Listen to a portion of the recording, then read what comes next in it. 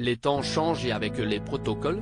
Alors que le roi d'Angleterre, Charles III, a entamé sa visite d'État au sein de notre pays ce mercredi 20 septembre, le président de la République Emmanuel Macron l'a accueilli avec les honneurs au pied de l'Arc de Triomphe pour que les deux hommes puissent ensemble raviver la flamme du soldat inconnu.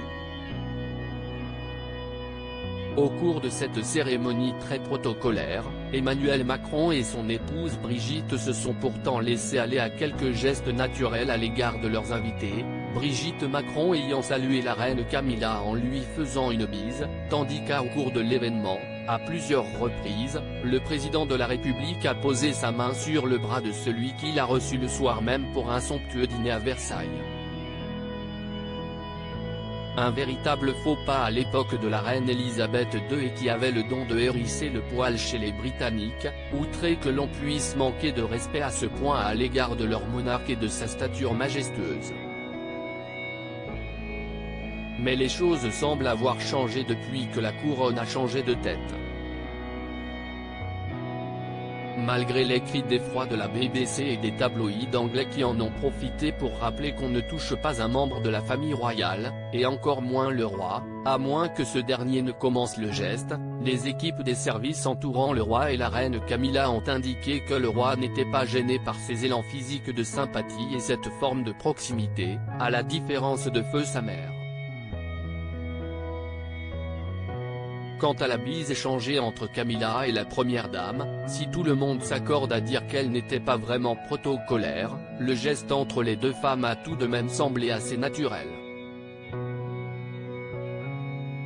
Pas de crime de lèse-majesté donc, ni de la part d'Emmanuel Macron, ni de celle de son épouse.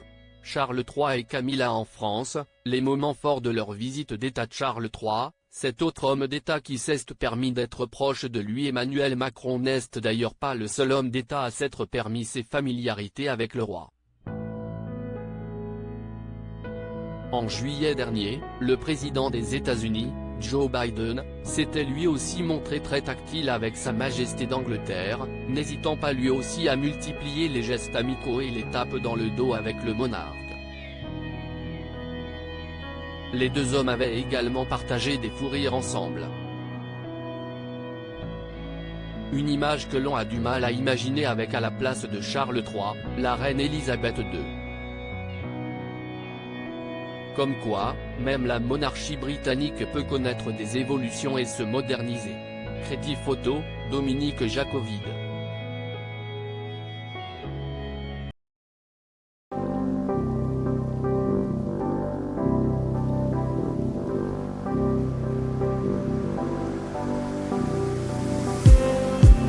Just need